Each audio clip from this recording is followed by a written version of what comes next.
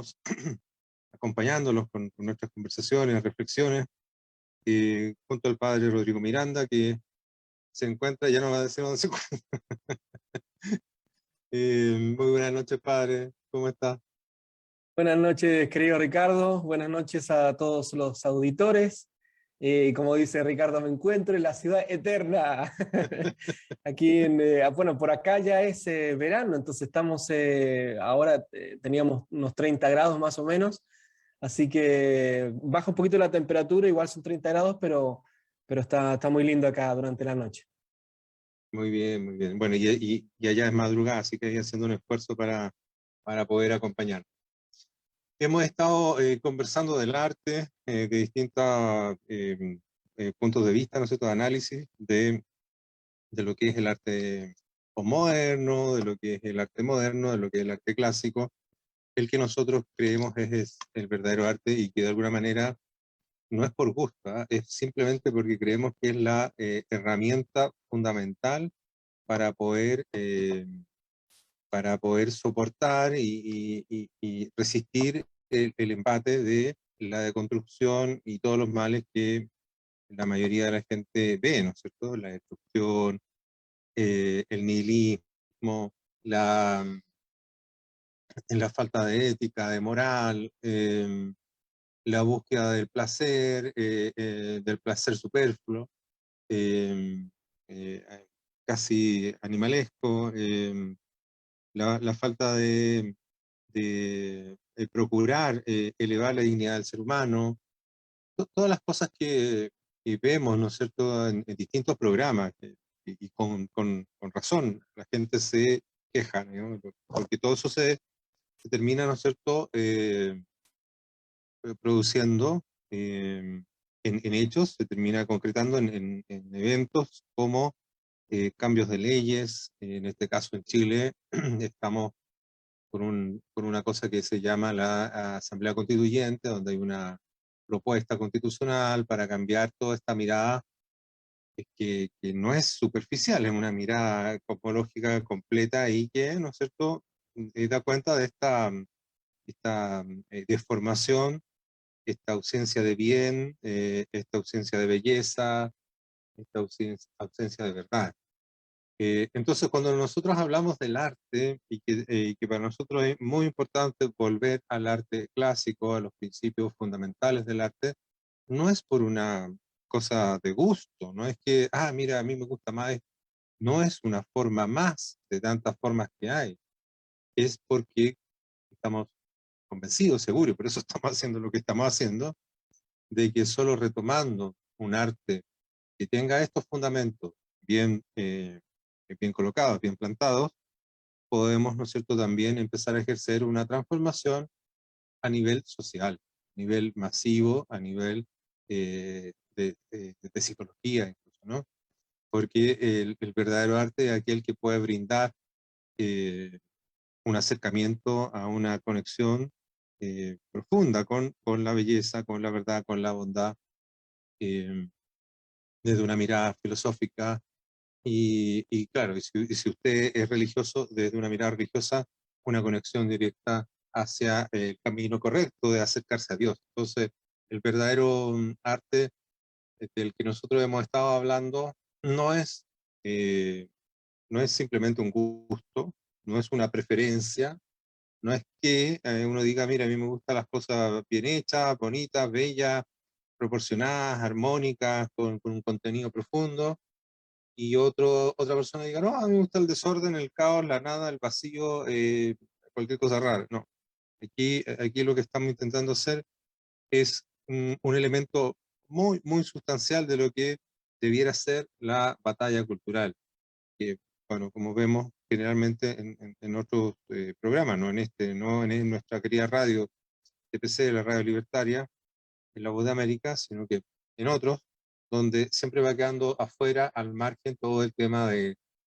arte dentro de esta batalla cultural, que como ya hemos dicho en otros momentos, no es más que un aspecto de una guerra espiritual. Así que muchas gracias por acompañarnos. Vamos a seguir conversando de esto y profundizando, e incluso volviendo varias veces a los mismos temas, porque siempre es bueno eh, dar dos, tres capas a algo que es importante. Es como un libro que uno lo lee una vez y aquí hay algo importante. Y necesito ver otra vez. Y necesito entender otra vez. Porque mi capacidad de entender no es una cosa meramente racional. Tiene que, distintas capas del ser humano tiene que ir profundizando en distintas áreas. Entonces necesito volver a leer, porque hay otras partes de mí las que se tienen que ir enterando, informando de aquello que estoy adquiriendo. Entonces vamos a volver varias veces a los mismos temas, siempre tratando de aportar un granito diferente, un aspecto diferente. Hoy día vamos a hablar un poco de lo que tiene que ver, muchas veces la gente toma el arte con algo emocional, de que tiene que ser con algo, la expresión de la emoción. Y es muy común hoy día en esta época contemporánea. ¿Qué es el arte? La gente que se está expresando su emoción.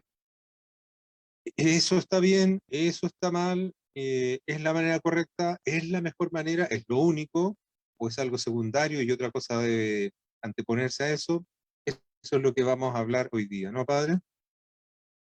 Sí, es, querido Ricardo, muy, muy importante lo que dice respecto de esto que nosotros estamos hablando, que a veces se puede entender como que es una opinión más en el supermercado de opiniones del relativismo y que no hay nada que en realidad sea objetivo y que nos permita encontrar con aquello que vale la pena en la vida, ¿no? Ya varios programas hemos hablado que el arte transporta, transmite muchas veces las cosas fundamentales de la vida, los valores eh, que ayudan a construir la sociedad. Y por la otra parte, también transmite aquello que le puede hacer mal a una sociedad, que decir, al ser humano concreto, porque el ser humano es el que compone la sociedad. Entonces, cuando uno trata el arte, también tiene que tratar de aquellas dimensiones distintas del ser humano. Y por eso que me parece importante el tema de la sensibilidad humana, de la emoción, de la emotividad humana. Porque por una parte es un hecho que se da una, un eco, podríamos decirlo, en la parte emotiva del ser humano, pero la pregunta está muy bien hecha. ¿Es eso bueno, es malo, es válido, no, sirve, no? ¿El arte es para eso, no es para eso, etcétera? Entonces es importante, con todas las diversas manifestaciones del arte que tenemos, las más comunes generalmente, donde uno más las une con la parte emotiva, es, por ejemplo, la música o la pintura, ¿no? Entonces se expresan emociones o se reciben emociones a partir del artista que lo comunica a una persona, por ejemplo, que escucha una pieza musical, una canción. Entonces, acá es la pregunta si acaso el arte tiene que ver solamente con las emociones, sea que uno las transmite, sea que uno las recibe, o el arte va, las obras de arte van más allá de esto, ¿no? Creo que las preguntas son muy válidas, sobre todo en el tiempo que estamos viendo hoy, en donde muchas veces estos como protagonistas de la anticultura que hemos visto juegan muchas veces con eso, ¿no? Y van como la ciencia del marketing, van usando esto como propaganda para transmitir una serie de efectos que los estamos viendo hoy en día en tantas manifestaciones que se dicen culturales, ¿no? En la sociedad. Claro que sí. Bueno, y dentro de este mundo de las emociones, eh, ya vamos a entrar en el directo de lleno en el arte mismo, que hemos tocado el tema, pero para quienes no lo han tenido la posibilidad de escucharnos, de cuál es el planteamiento que el arte clásico hace como función del arte, bueno, lo volveremos a tocar, ¿no? Pero antes de entrar en eso, eh, yo creo que es importante hablar un poco de cuál sería la diferencia entre las emociones y algo que es muy distinto, que es el amor en distintas versiones, ¿no es cierto? Cáritas, Stonge, Agape, filial, porque eso va a dar cuenta de que si lo que yo estoy haciendo, lo que yo estoy intentando expresar en una obra de arte, da cuenta de algo que puede ser finalmente axiológico, es decir, ayudar a la sociedad a nivel ético, moral, o no. Entonces, yo creo que sería bueno explicar eso primero. Está muy bien. Quizás habría que ver en el ámbito de cuando se habla de las emociones o de la sensibilidad, explicar un poquito qué uno entiende con eso, ¿no? Cuando se habla de sensibilidad, hay varias cosas ahí que se van mezclando. Lo que pasa es que nosotros usamos una misma palabra.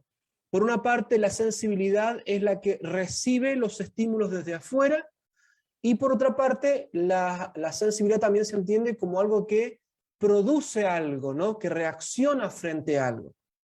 Si nosotros hablamos de la sensibilidad como aquello que recibe los estímulos de afuera, por ejemplo, tenemos los 5 sentidos. Los 5 sentidos son parte de la sensibilidad del ser humano que recibe. Es decir, con la vista yo veo, con el oído yo escucho, con el olfato yo huelo, y etcétera, con los 5 sentidos. En cambio, nosotros cuando hablamos de sensibilidad como emociones, nosotros podríamos decir que es cuando uno reacciona, es decir, hay una emoción, hay un estímulo que entra, que se percibe, y hay una reacción desde el interior del ser humano. Bueno, esa reacción se llama pasional, es la pasión que se activa. Una de las pasiones, la más importante dentro de la gama de pasiones que el ser humano tiene, de reacciones emotivas que el ser humano tiene, es el amor. El amor tiende hacia, por lo tanto, no es que recibe, sino que tiende hacia un algo que lo ha estimulado. Ese algo es el bien, que puede ser un bien concreto deleitable o un bien concreto útil. Cuando es un bien concreto útil, es una cosa que sirve para la vida. Por lo tanto, la sensibilidad reacciona a algo que sirve para la vida. Por ejemplo, delante de la comida.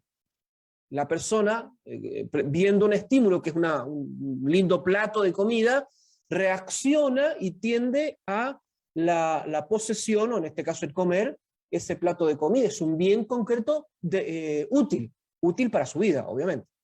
En cambio, el bien deleitable es aquel bien que nos sirve para la vida, en el sentido, por ejemplo, de la supervivencia, sino que sirve para la vida, para las funciones más importantes y más trascendentes de la vida, para aquello que da sentido a la existencia.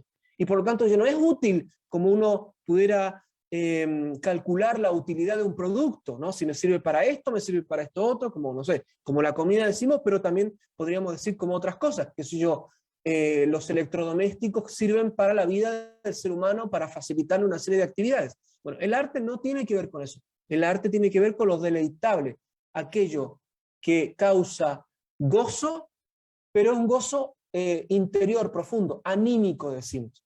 Bueno, ahí también hay una reacción pasional, o sea, hay un amor que tiende a poseer eso. ¿Cómo se posee el arte? Bueno, disfrutándolo, conociendo, enriqueciéndose con su contenido, como otras veces hablamos, si el arte tiene esta doble, las obras de arte tienen esta como doble cualidad. Por una parte es la forma, la configuración, cómo está hecho, etc. Y por otra parte el contenido, el tema. Bueno, cuando el ser humano recibe eso, se va enriqueciendo de esos dos modos. Si es una obra de arte ordenada, es decir, como nosotros hablamos en algún momento, tradicional o clásica, ordenada, que represente en algún modo la realidad, bueno, me va a ordenar.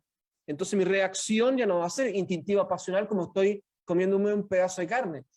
Mi reacción va a ser ordenada como ser humano. Por lo tanto, las emociones son ordenadas por la obra que la estimula. Entonces es muy importante porque nos ayuda a educar las emociones. Muchas de las reacciones que tiene la gente en el común de la vida son reacciones espontáneas que muy pocas veces se piensan. Sin embargo, es importante que actuar como ser humano de emociones, por así decirlo, racionalizadas o racionales. Y una última cosa para no extenderme en esto, pero me parece interesante que cuando uno habla de las emociones, es las emociones de una persona, por lo tanto, no son las emociones solas que andan así dando vueltas en la vida de una persona, sino que son las emociones que han sido asumidas por la persona, o sea, que forman parte de todo el organismo personal. Por lo tanto, las emociones están siempre subordinadas a la inteligencia y sirven para actuar en la libertad. Por lo tanto, no me puedo dejar llevar por las pasiones, llevar por las emociones, porque me estoy comportando no como ser humano. El ser humano se tiene que comportar como una persona que piensa, que razona y que incorpora las emociones a toda su persona. Entonces el ser humano, la persona cuando recibe una obra de arte, no es solamente que reacciona con una emoción frente a la obra de arte, sino que reacciona como persona. Por lo tanto, esas emociones tienen que estar subordinadas a la inteligencia, a entender, a profundizar, a comprender el contenido, y esas emociones se ordenan. Entonces también forma casi un modo de crecimiento más integral delante de las obras de arte. Claro, eso justamente. En el fondo, el trabajo integral. Los griegos tenían bueno, yo era muy divertido, había analizado varias de estas cosas, y ellos para todas las, entre comillas, deformaciones, cuando un área de nuestro ser, por ejemplo, deja a un lado la inteligencia, la razón, y me entrego de lleno a las emociones, y lo que pensaría un griego es que ahí hay una persona que está generando entre comillas, una deformación, porque ha perdido su integridad, ha perdido la armonía, el equilibrio de la justa parte, de mantenerse en el centro, de buscar el centro. eh, y claro, para esas personas que terminaban con esos problemas, ellos los simbolizaban con monstruos, porque decía que cualquier desequilibrio terminaba siendo un monstruo. Ahí están estos ejemplos, grandes ejemplos, ¿no es cierto?, de grandes deformaciones como el Minotauro, el Centauro, el Tritón, la Sirena, etcétera, ¿no? Todas son como, son metáforas para hablar de una deformación, de alguien que se ha permitido desarrollar y permanecer creciendo un área sin conexión con el resto, sin mantener esa armonía, ese equilibrio, que es lo que nos permite, ¿no es cierto?, crecer verdaderamente. A propósito de este sentimiento que tiene distintos niveles, eh, las emociones en realidad son las que tienen muchos niveles. El sentimiento, cuando estamos hablando de un sentimiento, y de ahí vamos a hablar un poco del arte que cae en una cosa superficial del sentimiento. Uno de los más grandes, si no el más grande, es el amor. Eh, y de ese amor, los griegos nosotros nos hablan del amor eros, del amor ágape, del amor filial y del amor storge. De estos cuatro, bueno, la gracia, ellos tenían cuatro palabras distintas, ¿no? Nosotros tenemos una y a veces nos confundimos porque a veces está hablando de amor y es simplemente una atracción física. Eh, es algo mucho que está conectado mucho más con el aspecto motor, sexual. El amor filial tiene que ver con ese amor, entre comillas, hacia aquellos parientes, hacia aquellos cercanos, en el fondo por el convivir, por el también haber procreado y haber cuidado, y hay una esperanza mutua y hay una confianza mutua, se genera ese tipo de amor. Y el Stonge es ese amor, ese amor de un camarada, ¿no? Aquel que uno conoce en un mismo camino, en una misma causa, que ambos luchan por algo que sienten que es más grande que ellos dos, y ese también es un amor, y un amor de los grandes. un amor de los gigantes. Y está por último el que define en el griego, ¿no es cierto?, que es el amor agape, que yo creo que es el que más se acerca a esta idea cuando la gente se imagina de un amor totalmente desinteresado, cuando piensan en el amor cristiano, de alguna manera se están tratando de acercarse a ese tipo de amor. Todos esos que son sentimientos naturales que se van desarrollando, están mucho más, a una escala mucho más alta que las simples emociones que van, ¿no es cierto?, generando una cosa muy, muy rápida. El amor, como, como la búsqueda de la verdad, como la búsqueda del bien, el amor toma tiempo, y extrañamente, puede parecer extraño, pero no es un camino emocional, es un camino de acción en la vida, de hábitos, de decisiones, de tomar conciencia. Eh, este verdadero amor, no es que yo sentí algo y entonces decidí ser, no, una cosa que a través de un buscar, de un entender, se va llegando a ciertas convicciones y después viene ese hacer. Hay que actuar en bondad en la vida. No es un que yo sentí y que yo ahora no siento, entonces como no siento no voy a hacer nada y por eso no voy a ir a la iglesia porque no estoy sintiendo, no, es una cosa que tiene que ver con es el amor, y estoy hablando de los griegos, ¿eh? Por si alguien no está escuchando, estoy hablando solamente de una mirada filosófica griega.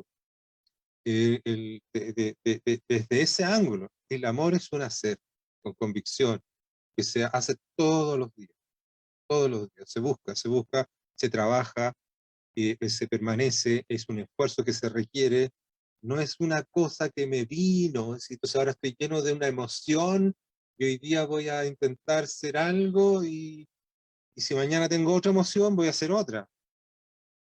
No, no es así. Este amor del más grande, como digo, que el que más se puede acercar cuando la gente se imagina esto de la idea cristiana, es el amor, el ágape, y ese amor requiere de trabajo, requiere de esfuerzo, requiere de una intención clara de vida para permanecer en el centro, en el equilibrio, y no perderse en estas deformaciones, si no uno llega a transformarse en un pequeño monstruo.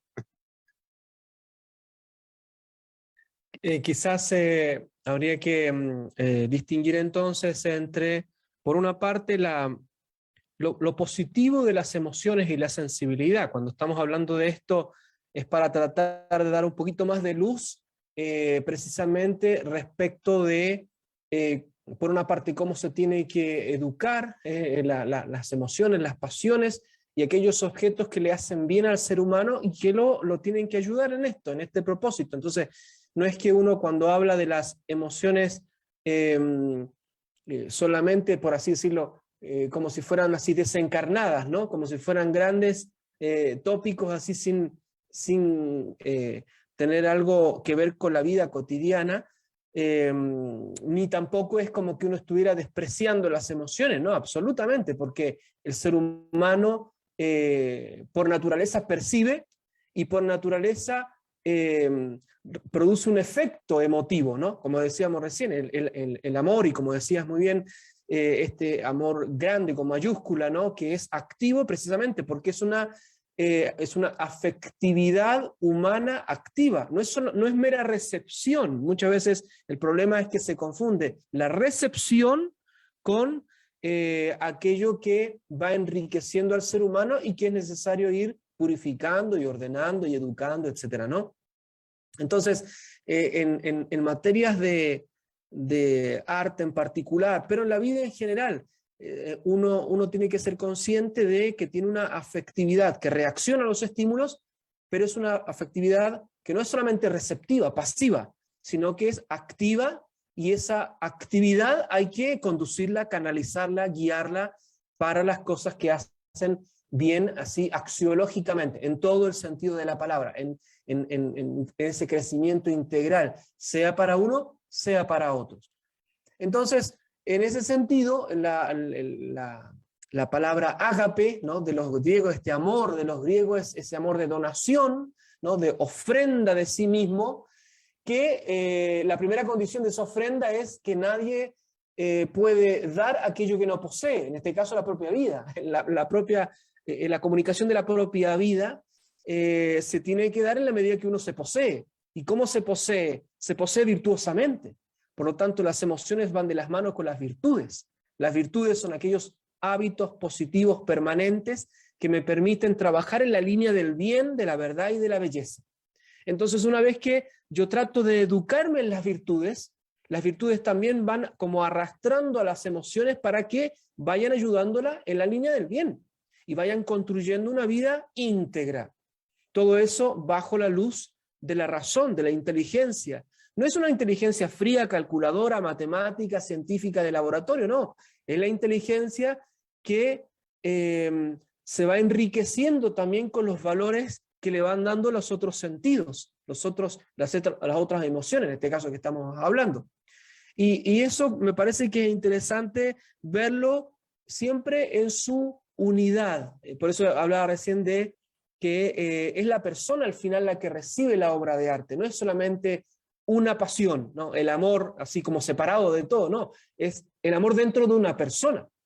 Y por lo tanto es la persona toda la que reacciona delante de esa obra de arte que lo estimula y que lo ayuda o no, y por eso que hay que decidir si ayuda o no, y lo dejo o lo tomo. Si me ayuda, bueno, si me ayuda objetivamente hablando, no es que subjetivo, sino que objetivamente hablando. Y en ese sentido el arte, las obras de arte, son educativas para uno discernir aquello que le hace bien de lo que no le hace bien. Por lo tanto, también exigen que uno se disponga delante de las obras lo mejor que se pueda. Por eso que hablaba de esta recepción como pasiva, ¿no? Como estoy, qué sé yo, pongo la radio y escucho lo primero que viene ahí en la sintonía de cualquier cosa y bueno, me dejo estimular por eso, sin discernir, sin separar aquello que me hace bien de lo que no me hace bien, lo que me estimula bien de lo que no me estimula bien. En este caso sería de lo que me ayuda a crecer en el amor de ágape, de donación, o lo que me estimula solamente la parte del amor de eros, lo sexual. Y una precisión quizás es importante también para ayudar a entender un poquito más, es que es una sola pasión, es un solo amor, porque el amor viene de la voluntad del ser humano reacciona mediante el amor, y el amor es el que tiende. Bueno, lo que califica el amor es el objeto. Por eso, por ejemplo, tenemos 4 tipos en la distribución de los griegos. Si el objeto de ese amor es el ámbito de lo sexual, el amor se va a calificar como amor sexual, que es el eros. En cambio, si el objeto de ese amor es precisamente de donación, entonces el amor se va a cualificar como ágape.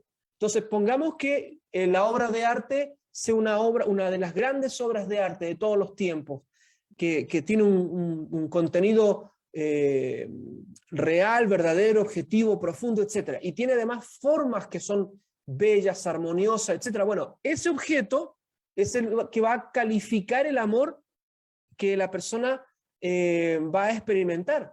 Entonces es muy importante discernir cuáles son las obras que uno va usando, para que le ayuden a crecer también en las emociones, y que a su vez eso se vaya integrando en la persona. Y por eso que esa integración se hace como que si todas las facultades del ser humano, los que hemos hablado todo este tiempo, ¿no?, la inteligencia, la voluntad, ahora las pasiones o las emociones, van unidas unas con otras. No es que sea tan fácil discernir, ¿no? A ver, acá empieza la inteligencia y ahí termina la pasión. No, porque es toda una persona la que está recibiendo y activamente reaccionando a los distintos estímulos de acuerdo a cada una de las facultades, que a su vez van integrándose en toda la persona, y es toda la persona la que crece o la que decae en su integridad.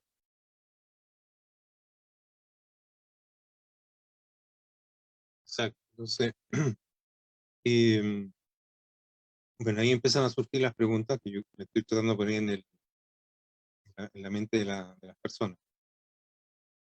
Eh, yo creo que gran parte de esa pasividad, ¿no es cierto? De dejarse tomar por lo que venga, en cuanto al arte, tiene que ver con la degradación del mismo arte, es decir, cómo hemos perdido, para qué sirve el arte y lo profundo que es el arte y cuál es su propósito principal, que es tratar de hacer esa conexión con aquello que es trascendente. Entonces, en la medida que el arte se ha ido, eh, no en forma natural, sino que lo han ido pervirtiendo y degradando a una mera entretención, la vez pasada estuvimos hablando de eso, de la entretención, da la impresión en la ciudadanía que las personas creen que el arte es neutro, que no los va a afectar la película que vean, las imágenes que vean, la música que estén escuchando, el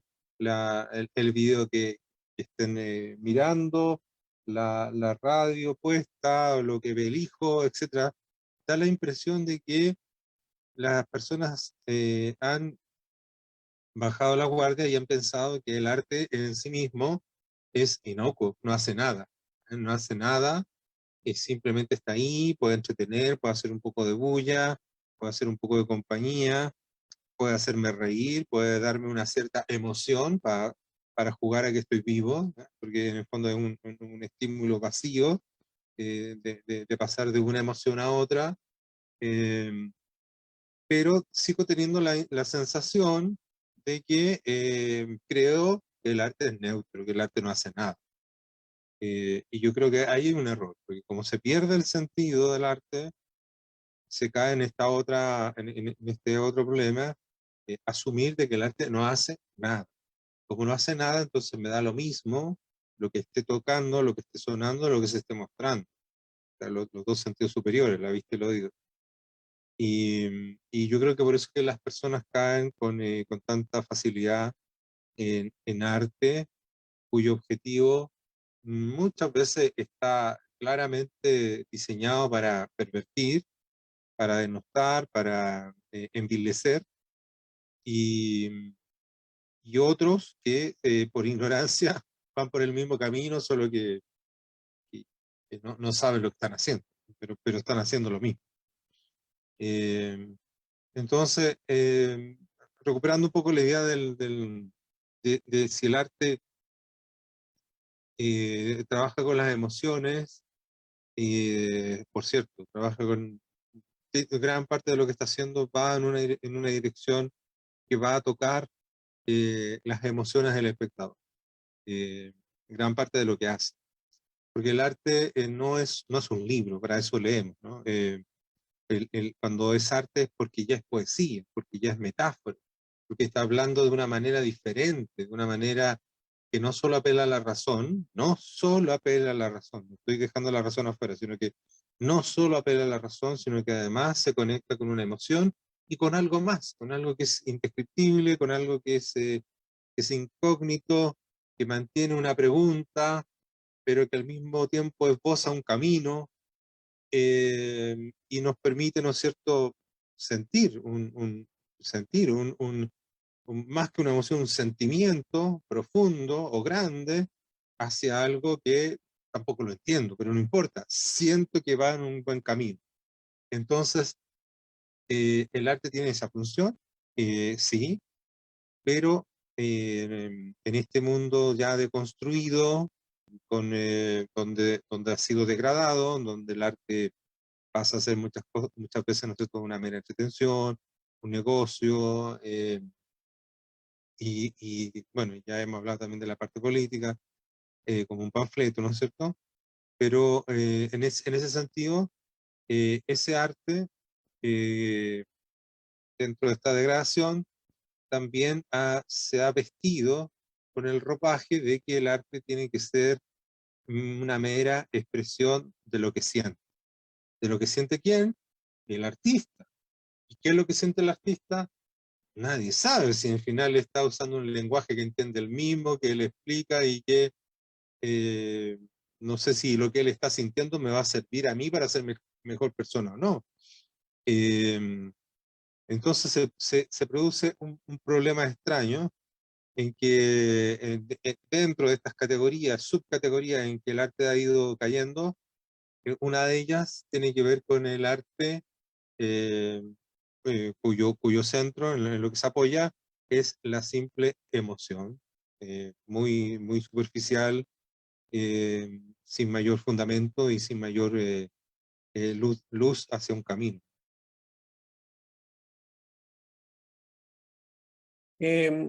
Quizás es interesante pensarlo en relación a, hay un filósofo más bien moderno que habla de esto, sobre la época del cansancio. Estamos, debido a las dificultades propias de la existencia, de la vida cotidiana, a todo lo difícil que es el mundo laboral, por ejemplo, hoy día, a las crisis económicas, a, a que las personas muchas veces tienen que trabajar en varios trabajos a la vez, o muchas horas, etc. Entonces, realmente vivimos en la sociedad del cansancio, pero también en la sociedad del cansancio porque, como decías, ¿no? Esta especie de neutralidad, como si las cosas fueran siempre neutras y depende de la persona cómo las recibe y las utiliza.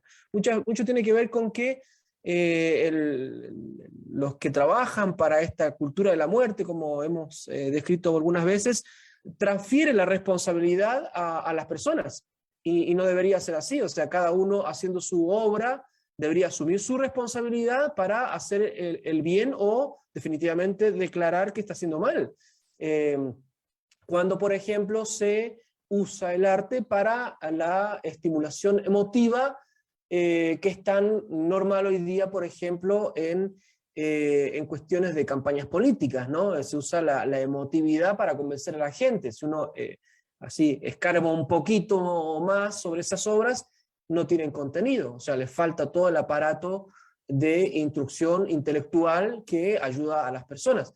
Pero sí juegan con la emoción, entonces la emoción toma el rol de la capacidad con la que la gente se relaciona con la realidad.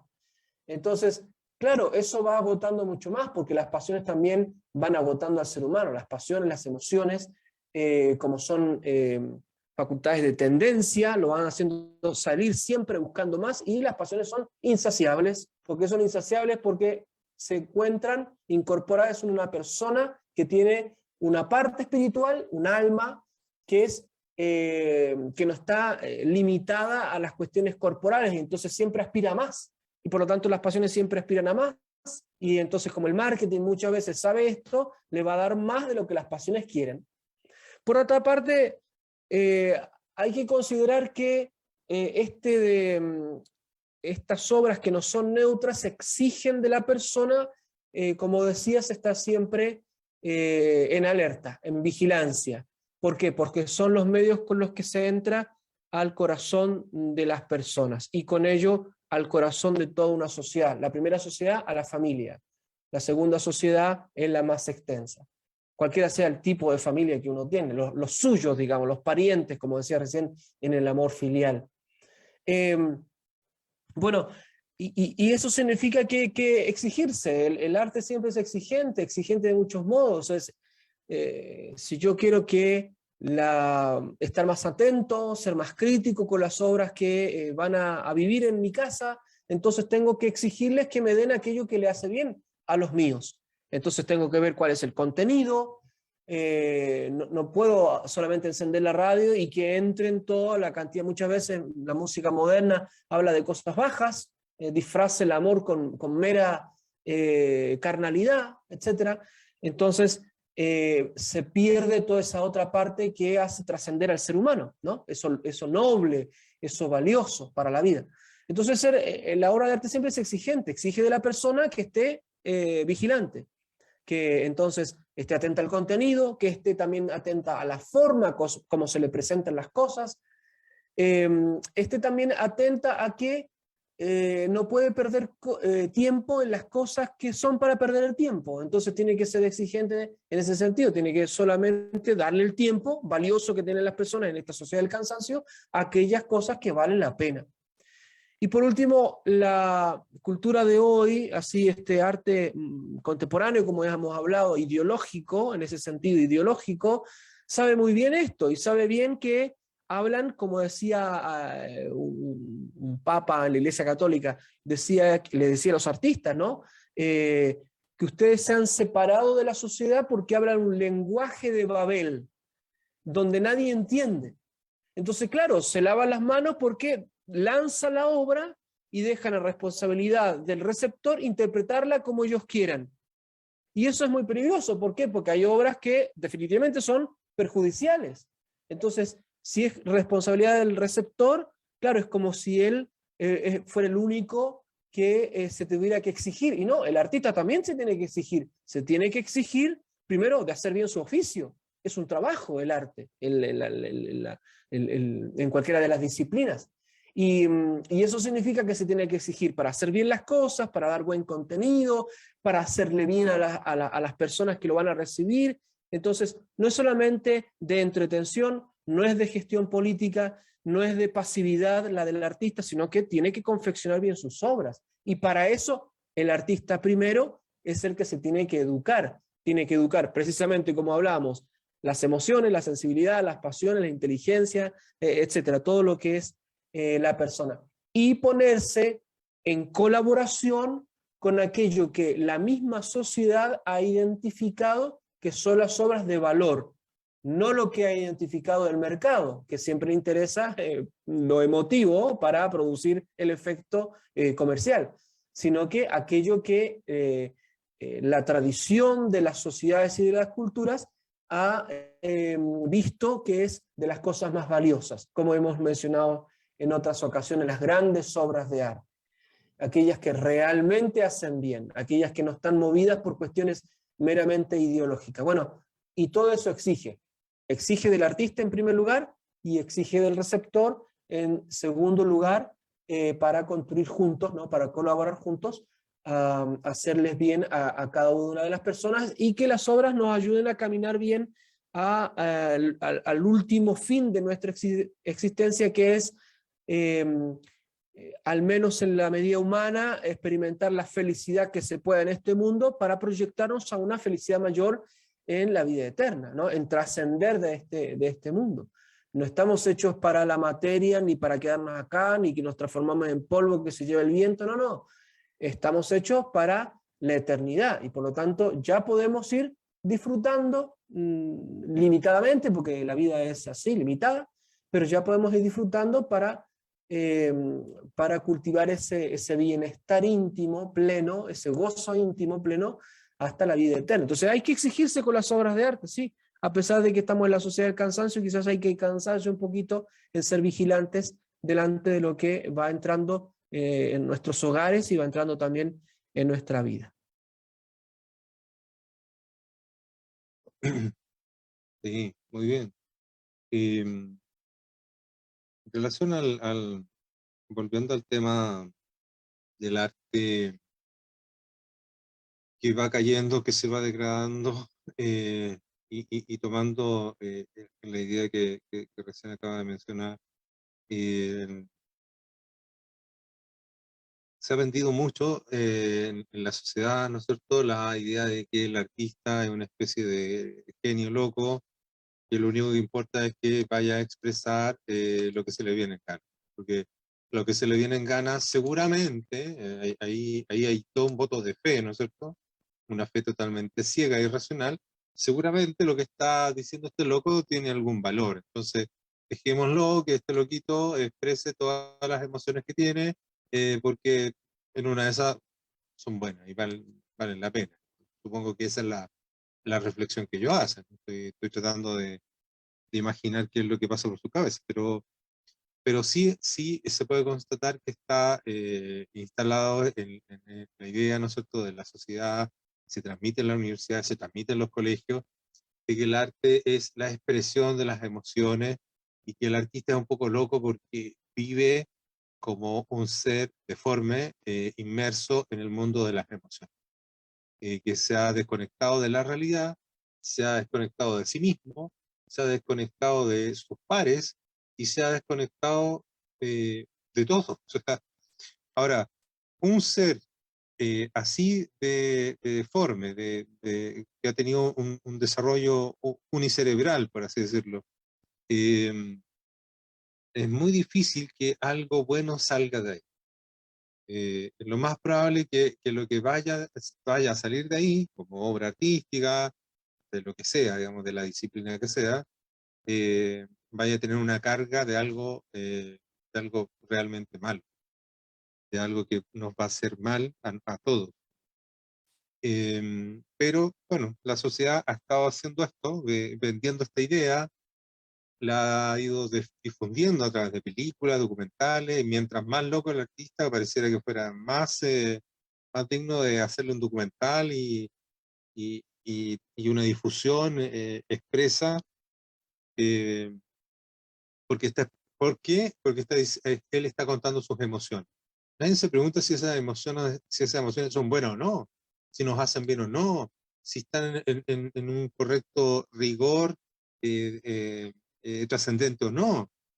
Lo que se suele ver es que la mayoría de esas emociones tienden a algo bajo, como recién decía el padre, algo negativo, algo malo, de frentón, y que los que más son promovidos son aquellos que intentan poner en el inconsciente colectivo de que no somos más que carne y hueso. Y si no somos más que carne y hueso, entonces, y si ese es el mensaje, entonces son muy rápidamente difundidos. Hay una intención ahí y los usan, ¿no es cierto?, para sus propios fines de eliminar este sentido de trascendencia. Y claro, si ellos eliminan ese sentido de trascendencia, entonces el arte no sirve para la trascendencia, el arte o sirve para mantenernos entretenidos o estimulados, o por último para una función política.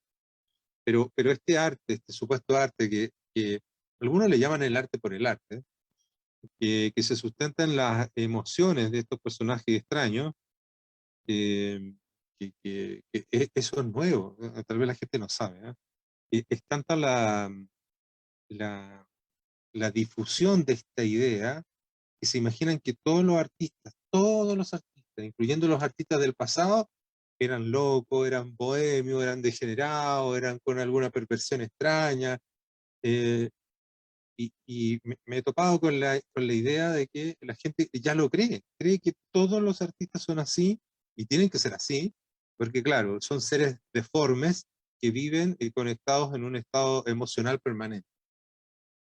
No es así, no fue así para la mayoría de los artistas que intentaron hacer arte de verdad, nunca fue así. Ellos intentaron tener una vida de rigor, una vida de estudio, una vida de disciplina, una vida de bien.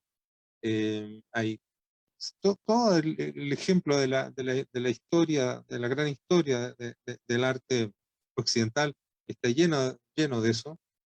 Ya hayan sido varios de ellos fueron sacerdotes, otros fueron personas normales, con familia, con una vida estable.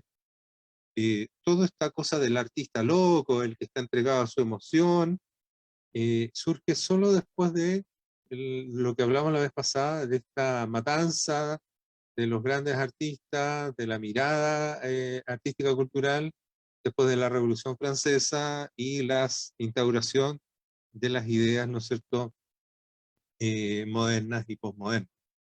Entonces, el arte tiene que estar sujeto a una emoción como una cosa unifocal, obviamente que no. Me hace recordar a una, bueno, cuando Michel Foucault, ¿no? Filósofo muy importante para lo que ha ocurrido en toda esta época, ¿no? A partir de los años 60, bueno, es mucho, para hacer corta la historia, digamos, mucho de los postulados que él va a presentar son los que van a gatillar, a empujar todo lo que nosotros tenemos hoy en día. Bueno, uno de los libros que él escribió se llama La historia de la locura, para reivindicar al loco, ¿no? A aquel personaje que supuestamente ha sido discriminado durante toda la historia de la humanidad. Entonces Michel Foucault se hace como aquel que va a hablar en nombre del loco para poder reproponerlo en un lugar de privilegio, ¿no? En contra de toda la hegemonía, el patriarcado que ha creado toda esta sociedad de machistas y de religiones, etcétera, etcétera. Bueno, lo hace precisamente mal interpretando la historia y retorciéndola, etcétera, pero sobre todo porque él dice que el loco dice la verdad. Entonces es una especie de profeta de la verdad en contra de la razón institucional, que es esta del pasado, etcétera, rígida, ¿no? Entonces, el loco es el que dice la verdad. Y me hace pensar en cuando la gente, cuando nosotros decimos muchas veces, bueno, el niño y el borracho dicen la verdad. No necesariamente. Lo que tienen es que han sido inhibidos porque no tienen los filtros necesarios que necesita una persona que sea educado. No dice la verdad, dicen lo que se les viene a la cabeza. Es que a veces le achuntan a la verdad o no, pero no dicen la verdad. Lo mismo con las emociones, no expresan una emoción legítima, verdadera, sino que tiran afuera aquello que les viene. Y muchas veces ese decir la verdad o esa profecía del loco es, en el ámbito de las artes, es el artista que tira fuera lo que experimenta dentro. Y como si ese tirar fuera ya fuera canonizar las emociones. Como decía muy bien, es como si ya eso fuera válido para todo el mundo y que todo el mundo tuviera que pensar así. No, puede estar diciendo tonteras, puede estar diciendo cosas dañinas, perjudiciales para el ser humano. ¿Cómo se ve hoy en día en el arte chatarra, en el arte ideológico, en el arte político? Y eso, como decía, aparece en un contexto muy particular, muy contemporáneo, o muy moderno, por así decirlo, ¿no? El romanticismo, es decir, esta reacción a todo el cientificismo, que sí era más bien rígido, malentendiendo lo que es la ciencia, porque dejando la ciencia solamente en el ámbito de lo superficial, del dato frío que se puede verificar y nada más, dejando todos los otros niveles de la realidad fuera, de la realidad que no se ve, pero que es. Entonces, el romanticismo trata de reaccionar. Y una de las cosas interesantes que ahí aparece todo el uso de los estupefacientes, las drogas, el alcohol, el desenfado en la vida. ¿Para qué? Para hacer salir desde dentro aquellas emociones que parecería que cada uno tiene coartadas, ¿no? Limitadas. Entonces ahí el artista es el que va a romper los tabúes, como se dice, ¿no? Entonces el artista tiene que hablar de todo el ámbito de lo pasional, sexual, arrebatador, erótico, etcétera, porque realmente eso es lo que hay en lo profundo del ser humano. No es eso. El ser humano no se reduce a lo genital. Entonces, no se reduce a lo animal, al monstruo del que venimos hablando. Y por último, me hace pensar en cuando hablabas de los desconectados, ese genio loco, raro, que los artistas son todos, tiene que ser una manga de gente extraña, porque así son más legítimas las manifestaciones artísticas. No son más legítimas, muchas veces son tonteras que se hacen, ¿no? Chatarra, netamente chatarra, que no sirve. Pero el desconectado, en la tradición lingüística al menos, el desconectado, el que no tiene un cable a tierra, no se relaciona con la realidad, sobre todo en el ámbito social político, en el mundo griego es aquel que se le dice el idiota. O sea, el idiota es el desconectado de la realidad, el separado, el que no participa porque está metido en su mundito, es el que en el mundo anglo se dice el self, ¿no? El selfish, que para nosotros será el egocéntrico, el egoísta, ¿no? El que está pensando siempre en sí mismo, el ensimismado, el que habita en sí mismo. Bueno, ese en todo el mundo clásico es llamado el idiota.